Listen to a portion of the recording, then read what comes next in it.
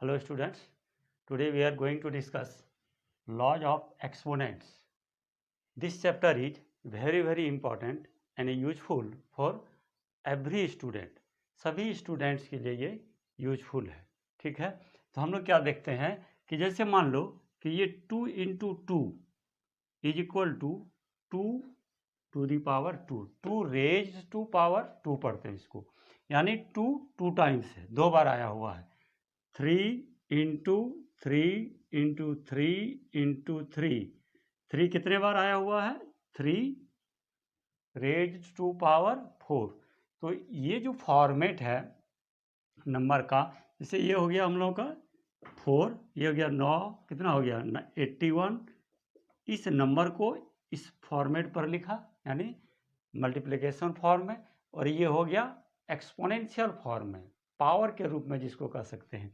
उसी तरह मान लो कि ये जैसे 125 है, तो इसको हम लोग कितना लिखेंगे? 5 × 5 × 5। 5 कितने टाइम्स है? 1 2 3 5 रेज्ड टू पावर 3।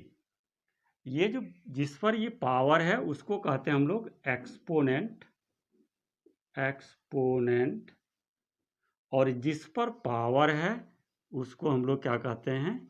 बेस कहते हैं। यहाँ 2 हो गया हम लोग का पावर या एक्सपोनेंट, और 2 क्या हो गया? बेस। 4 हो गया एक्सपोनेंट, और 3 हो गया हम लोग का base.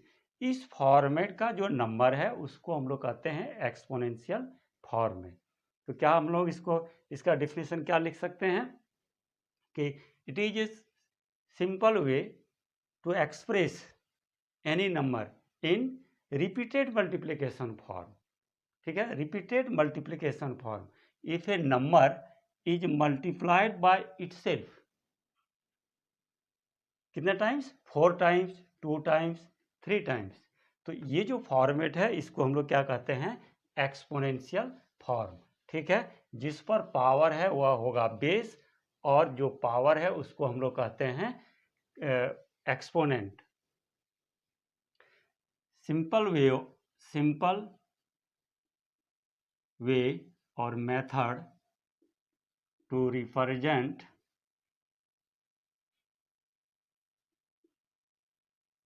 repeated multiplication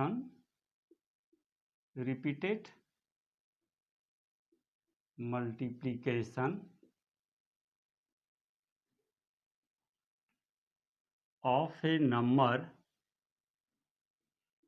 by itself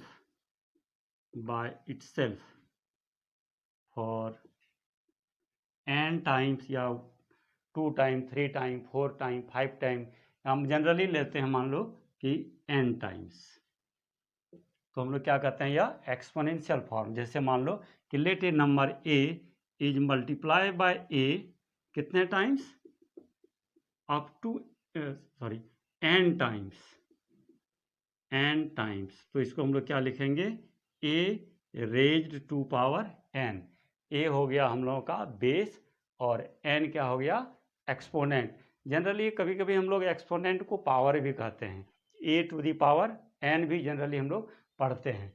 तो ये हो गया simple way to represent repeated multiplication of a number by itself for n times, जहाँ n का मान क्या हो सकता है?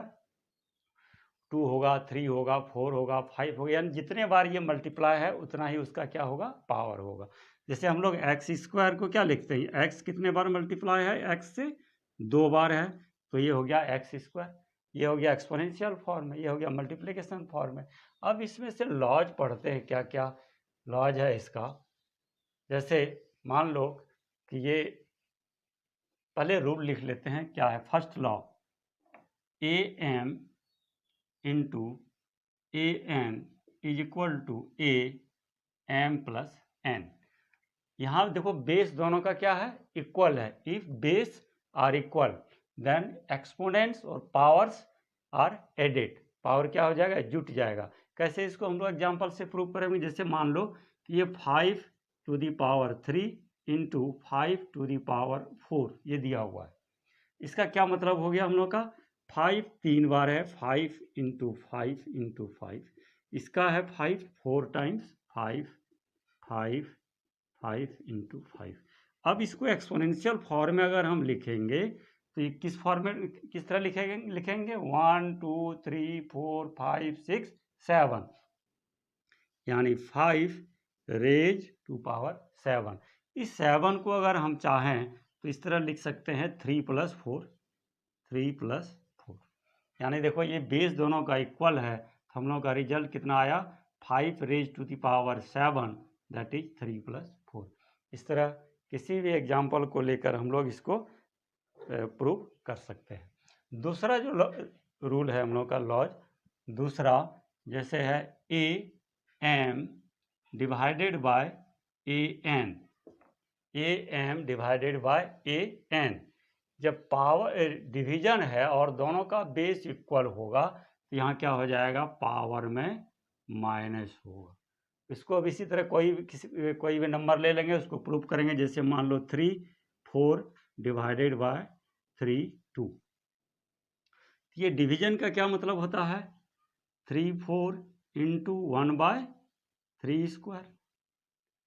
3 4 का मतलब हो गया 3 4 times, that is 3 into 3 into 3 into 3 4 बार, और इसका हो जाएगा 1/3 इंटू 3। ये और ये कैंसिल हो गया, ये और ये कैंसिल हो गया।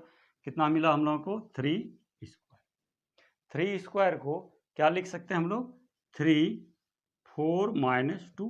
ये पावर जो है 4 - 2, यानी इसके स्थान पर लिख सकते हैं 3 4 - 2, यानी यदि पावर डिवीजन है तो पावर में क्या होगा, माइनस होगा। क्लियर है। नेक्स्ट रूल लेते हैं हम लोग, third rule is a m raise to power n, यानी पावर पर पावर है, पावर के ऊपर में पावर है, तो क्या हो जाएगा, पावर में मल्टीप्लाई होगा। किस तरह, कोई भी एग्जांपल लेके देखते हैं इस तरह का। जैसे मान लो कि 4 ले लिया, 4 3 और इस पर पावर 2, तो हम लोग क्या लिख सकते हैं इसको, ये 4 टू दी पावर 3 2 बार है, तो इसको हम लोग इस तरह लिख सकते हैं 4³ इंटू 4³। इसका काम हुआ ये 4³ पर पावर 2 है, एक्सपोनेंट 2 है, यानी 4³ 2 टाइम्स है, 2 बार है, तो 4³ इंटू 4³। अब देखो यहाँ 4 और 4 दोनों का बेस इक्वल है, तो पावर जब बेस इक्वल होगा तो पावर में क्या होगा, एडिशन होगा, सम होगा। तो ये 4 3 सॉरी यहाँ 2 है, 3 + 2, यानी कितना हो गया 4 3, यहाँ हो जाएगा 3, यानी कितना हो गया 6। तो 6 को हम लोग किस तरह लिखेंगे, 4 3 इंटू 2, यानी पावर में क्या हो जाएगा 3 इंटू 2। जैसे यहाँ m है और ये n है, तो क्या हो गया m इंटू n, यानी पावर पर जब पावर रहेगा तो पावर में क्या हो जाएगा, मल्टीप्लिकेशन होगा, पावर का प्रोडक्ट हो जाएगा। ठीक है। चौथा जो सबसे इम्पॉर्टेंट रूल है, लॉज है, वह है कि a to the power 0 is equal to 1।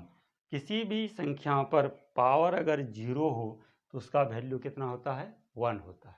इसको हम लोग किस तरह दिखाएंगे, जैसे मान लो कि 1 के स्थान पर हम लोग लिख सकते हैं 3² डिवाइडेड बाय 3² लिख सकते हैं, या 5² डिवाइडेड बाय 5², 4² डिवाइडेड बाय 4² लिख सकते हैं। ये हो गया हम लोगों का 3²। ये 3 यहाँ डिनोमिनेटर में है, इसका मतलब क्या है, दिस 3² डिवाइड्स दिस 3², इसको क्या कर रहा है, डिवाइड कर रहा है, यानी 3² डिवाइडेड बाय 3², ये है। यानी जब डिवीजन आता है तो फर्स्ट लॉ से यहाँ देखो क्या हो जाता है हम लोग का, पावर में यानी 2 - 2 हो जाएगा। अब 2 - 2 दैट इज 0, यानी 3 0 इज इक्वल टू 1।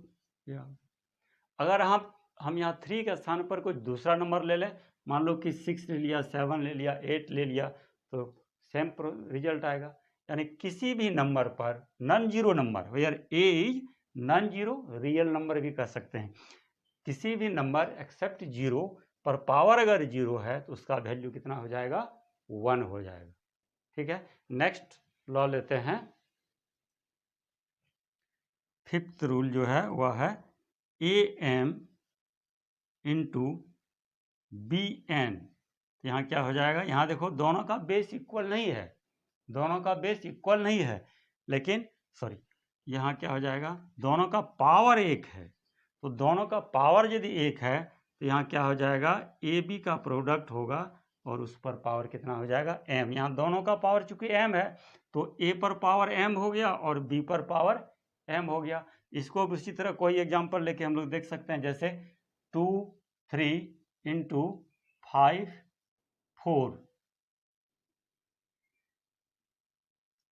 सॉरी यहाँ पावर सेम लेंगे 3, तो इसको हम लोग लिख सकते हैं 2 इंटू 5, दोनों का पावर कितना हो जाएगा 3, तो 2 इंटू 2 का पावर 3 है और 5 का भी पावर 3 है, यानी 2 और 5 दोनों का पावर क्या हो गया, 3 हो गया। तो यहाँ चूंकि बेस इक्वल नहीं है इसलिए यहाँ क्या होगा, पावर में एडिशन सम नहीं होगा। तो ये सारे रूल्स हैं हम लोगों का लॉज ऑफ एक्सपोनेंट से लॉज है, इसका यूज करके हम लोग एक्सरसाइज का जो क्वेश्चन है उसको हम बनाएंगे। आज का वीडियो कैसा रहा कमेंट करके ज़रूर बताइएगा, और यदि आपने सब्सक्राइब नहीं किया है तो ज़रूर से ज़रूर सब्सक्राइब कीजिएगा। धन्यवाद।